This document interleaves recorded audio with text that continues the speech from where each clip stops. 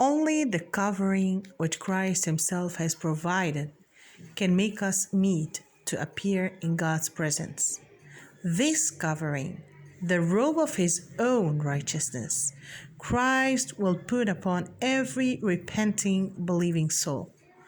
I counsel thee, He says, to buy of me white raiment, that thou mayst be clothed, and that the shame of thy nakedness do not appear.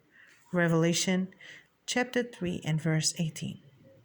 This robe, woven in the gloom of heaven, has in it not one thread of human devising.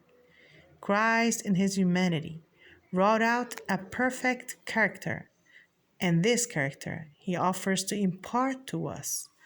All our righteousness are as filthy rags. Isaiah 64:6. Everything that we of ourselves can do is defiled by sin. But the Son of God was manifested to take away our sins, and in Him is no sin. Sin is defined to be the transgression of the law in 1 John 3:5. But Christ was obedient to every requirement of the law. He said of himself, I delight to do thy will, O God. Yea, thy law is within my heart. Psalm 48. When on earth, he said to his disciples, I have kept my Father's commandments. John 15:10. By his perfect obedience, he has made it possible for every human being to obey God's commandments. When we submit ourselves to Christ, the heart is united with his heart. The will is merged in his will. The mind becomes one with his mind. The thoughts are brought into captivity to him. Will live his life. This is what it means to be clothed with the garment of his righteousness.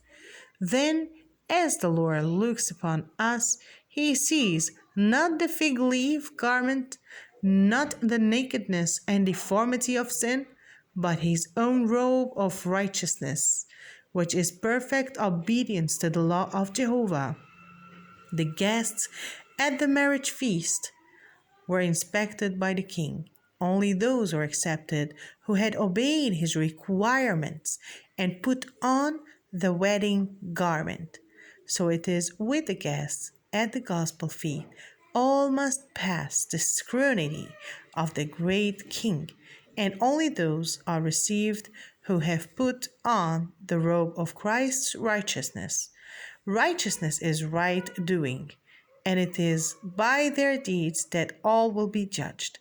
Our characters are revealed by what we do. The works show whether the faith is genuine.